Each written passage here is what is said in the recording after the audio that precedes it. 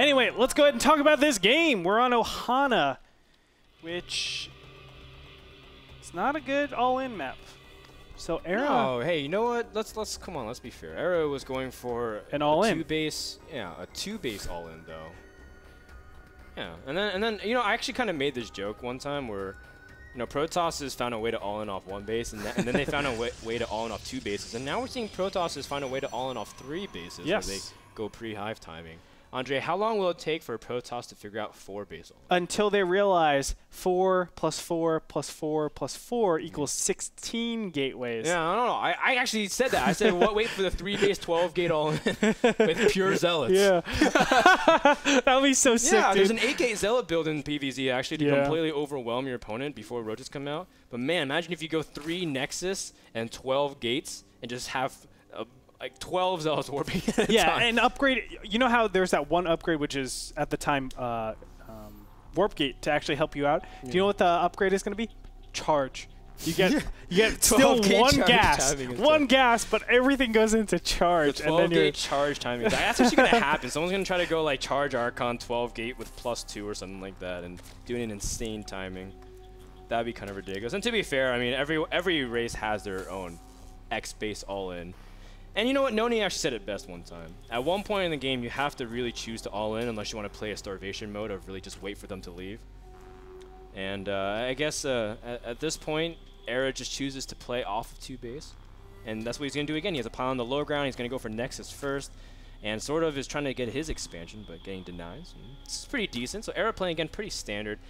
The only thing that was kind of interesting was that he went for like a quick robo, but then pumped out Colossus as fast as he could, and I think he really compromised his support units because he had 3 Colossus and a lot of sentries, but no way to really protect himself against the roaches. Because I was hearing Rotterdam cast earlier today when he was casting Huck versus Suppy, and he was saying that if you really want to go for an anti-immortal, or sorry, an anti-roach composition, you want immortals, not Colossus actually. Yeah, immortals actually deal with roaches a lot better. Colossus actually force you to put down a lot more force fields. And you just don't have that DPS. Roaches are actually really, really fast, so they can dart in, dart out. Your Colossus can't attack the same roaches at every single time, so you're actually spreading out the damage quite substantially, whereas Immortals are really smashing them quite fast.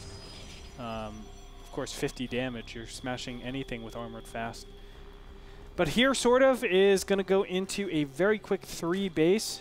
Of course, this is the patented Stefano-style build that we've seen time and time again. Era has actually chosen for a very economically greedy build off of 2 base, of course, with the Nexus first, 17, and then he actually makes a pylon, a second pylon before the Forge. It really shows you his passivity in the early game. He also got a delayed second gas, so he's really trying to optimize his mineral count. Okay. He has to mine out of that second gas, but for now, I think Era's... Yeah, he's playing very greedy early on, but going to power up very soon and go for an inevitable push. Now, for Sortof's position, again, I loved what he did. He ramped up his production a lot so that he was prepared for the 2 base timing completely. And that's kind of the advantage that Metropolis has. Just completely surround your units. Because it's so expansive, you have lots of time that you can buy. And by the time Era's even to traverse the midway, he had mutas out, able to deal with the push. Now, Ohana's a different story, though, Andre. Yeah. Obviously... I'm sorry, I'm really concentrating on this build right now. He only has 2... Okay, he switched it. He had only 2 probes and gas this whole time. So I was wondering if he was going to do some sort of like... Seems like going to be a Stargate build. 8-gate build? Yeah, I mean, it looks like a Stargate build. Normally when you go for like a stock early on, you try to pressure, and you're very conservative with your gas early on because you want to get +1 normally, right? You want to get up other kinds of things. And if you want a robotics, you don't care if Zerg really sees that, but... I'm really curious to see what Era chooses to do. He's conserved a lot of gas at this point. Yeah, it's really interesting. Now he's spending it on +1. Very interesting. I honestly don't know what to make of this just yet, but Era definitely having a ton of options. Is it just going to be gateway pressure? It could be. You could just add 4 gates, start getting a lot of sentries out, and I guess really pressure. But again, Sortof is playing very standard at this point. He's getting his Roach Warren at normal times, and he should be prepared. Yeah, I think this is going to be a huge gateway. It's going to be even more than 4 gateways. There it is, 7 gate. What are the other gateways? top. Oh, in this base, yeah, that's right. It's gonna be just a regular 7-gate with +1. Now, Sortof can kind of take this information and be like, well, he's just gonna 4-gate pressure. Except he doesn't. He can be like underprepared. He can be like, I made a cancel this era. I'm sorry. Oh, sorry.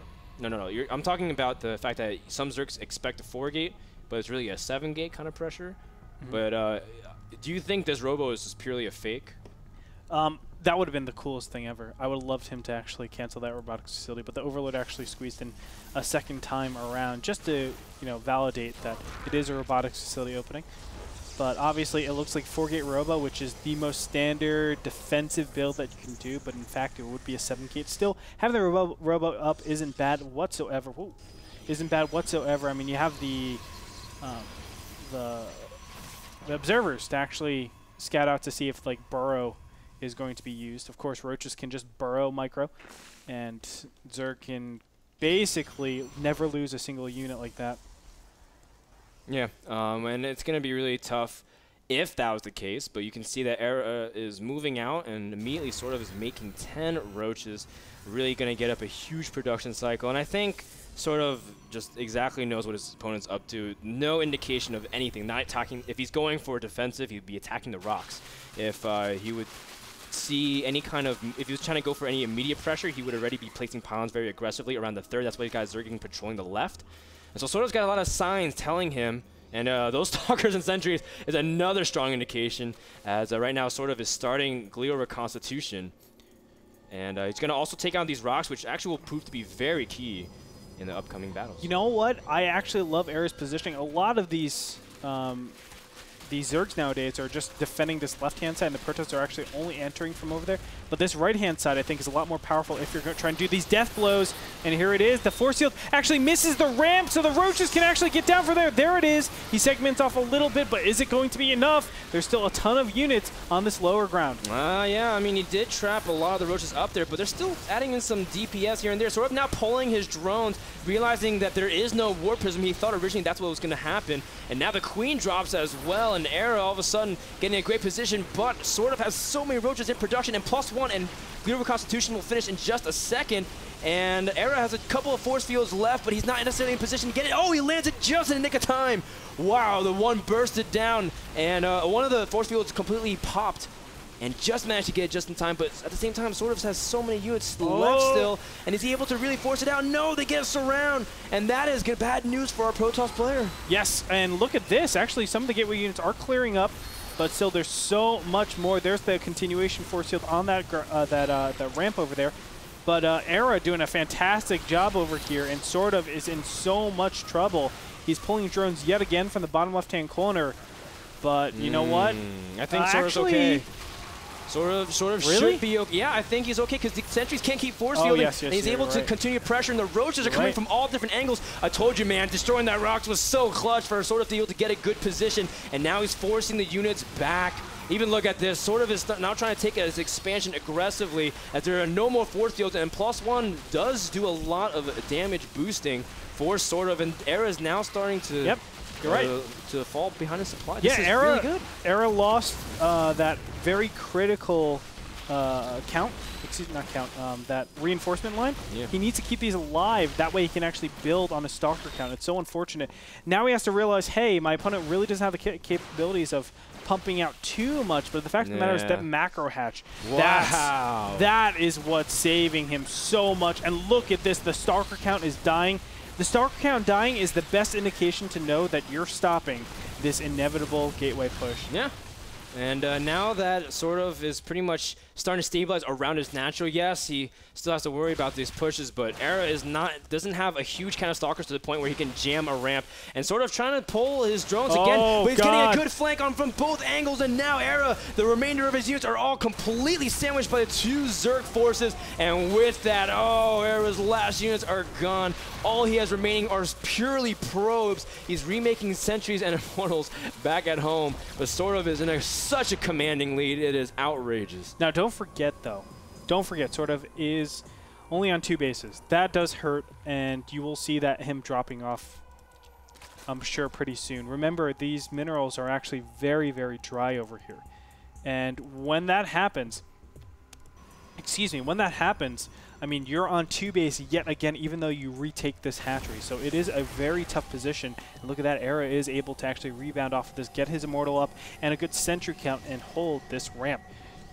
So Era could potentially just play defensive from here on out and just look to attack the 4th base, knowing that he doesn't have to worry about hive timings, he doesn't have to worry about some huge infestor count coming up because he did considerable damage and his opponent doesn't have that gas income to be that flexible. So he's dealing with Zergling Roach, Baneling Hydra, if you even want to consider that, but Zergling Roach for the most part. If he hard counters that, he might be in a great position, and how you do that, you get a good sentry count, stalker count, immortal count, and you go out and you push. You shouldn't really invest too much into this Nexus, though. You have to be careful, but I think Era is still in a winnable situation. I think that Sortof is taking the right direction, though, by going for an infestation pit. Correct. When you see Sentry Mortal latch onto the sentries, and then LOL, they have no force fields left. They lose position, Immortals get surrounded. Look at this. Oh, Era moving down the ramp, really trying to see if he can protect his expansion, but Sortof really has no intention on actually confronting it, at least for now. Yeah, he was just getting a count of the army. I don't think he should really try to engage at all. If anything, I feel like Protoss is really, really strong. If they meet up, yeah, Protoss will win. I mean, currently, if you have that like 120 supply of units, especially with enough Immortals, you can confront almost any Zerg Roach-based army this early on. But now, now Pathogen Glance has started. A couple upgrades will finish momentarily. Sort of, again, just trying to shark, but he sees a huge push. Oh, and Era cancels the 3rd. And you know what, Andre? A tiger never changes his stripes. He's now starting to push out here and sort of now starting to get a good sense. He's actually trying to see if he can run to the 3rd and see if he can catch vision, but forced to call his Zerglings back. Oh, sort of trying to go for a flank as well. And Era, because he doesn't have vision on the map that well, he's not seeing that flank. And that flank is so key. If you can get behind the Immortals and directly target them down, it would be awesome. And sort of is directly trying to summon the units back by going for aggressive posture to threaten a counterattack. But I guess at this point, sort of just buying time. Well done by our Zerg player thus far. Oh, yeah. And this is all time getting Infestors out. You can see 50 seconds. It's a 50-second count. Oh, nice pickoff, though. Era's going to take a big chunk of those Roaches and Zerglings. But still, sort of, he's buying time exactly for what he needs to do, which is obviously get a lot more units. Get and Infestors yes. Yeah. Infestors so important. Latch him down, fungal, drop infested Terrans. Trying to see if he can also get just a good position, maybe even snipe a couple of units, snipe a sentry or two. And he's also baiting energy. I mean, Era is losing a lot of time as well. And yeah, sort of is losing units, but he's got a lot more in production, and his supply count is still pretty healthy. Just needs to make sure not to lose way too much in the actual engagement. Now he's on creep, but you just see that a good force field wall locks him down on the western half, but Infestors are about to pop, and sort of, I think he's bought enough time, but it's still going to be tough because there are still 5 Immortals in this army. Yeah, and you know what? Sort of doesn't know that that top right-hand expansion was a fake. He still doesn't know that. So it's unfortunate because if I'm in this position as Zerg, I'm actually going to include all of my drones with this next attack. But there's the fungal growth. Very nicely done. Nice thus far. Needs to be able to land another fungal growth. And he does get it. So he's now trying to weaken those sentries very much so. Only a couple force fields exist left.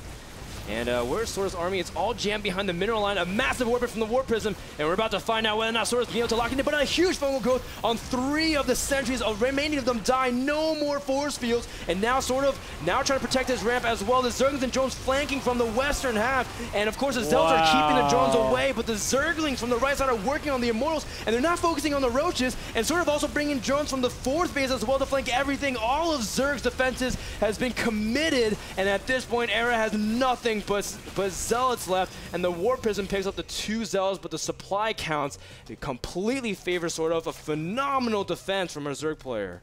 Beautiful. That was like the most beautiful thing I've ever seen before. You know, a lot of Zergs actually crumble in that position. You saw the patience of Sortof really pay off. Those those fungal growths killing every single one. Wow. GG will play is called out. Era realizing he can't really come back from the situation. He committed everything, and in the end, Sortof takes the game and the series 2-0 and advances to the round of 16. Congratulations. And Era, I'm sorry, you are terribly misinformed. Sortof just absolutely smashed that every single time out of the park.